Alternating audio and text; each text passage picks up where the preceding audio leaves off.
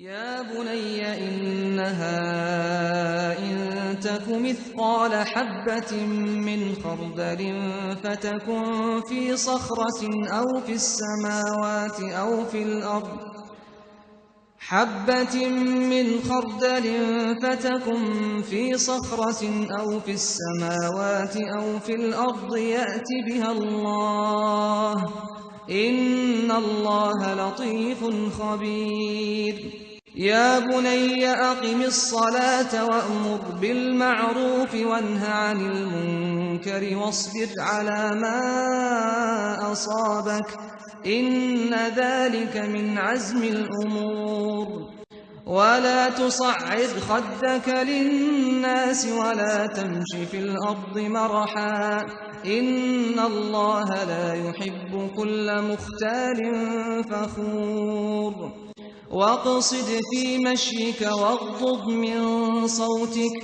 إن أنكر الأصوات لصوت الحمير.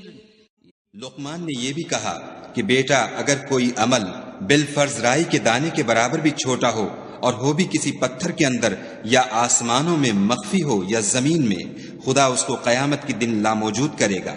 کچھ شک نہیں کہ خدا باریک بین اور خبردار ہے.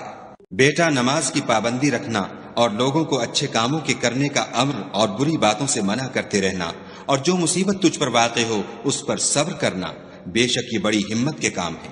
اور از راہ غرور لوگوں سے گال نہ پھلانا، اور زمین میں اکڑ کر نہ چلنا کہ خدا کسی اترانے والے خود پسند کو پسند نہیں کرتا.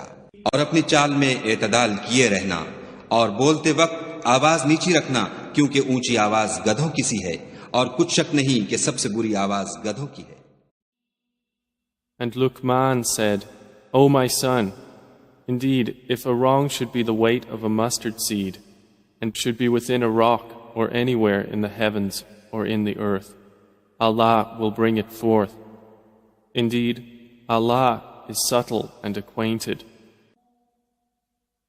O my son, establish prayer, enjoin what is right, forbid what is wrong, and be patient over what befalls you. Indeed, all that is of the matters requiring determination.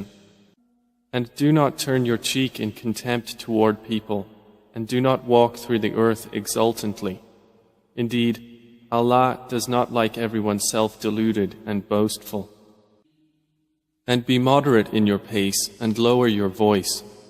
Indeed, the most disagreeable of sounds is the voice of donkeys.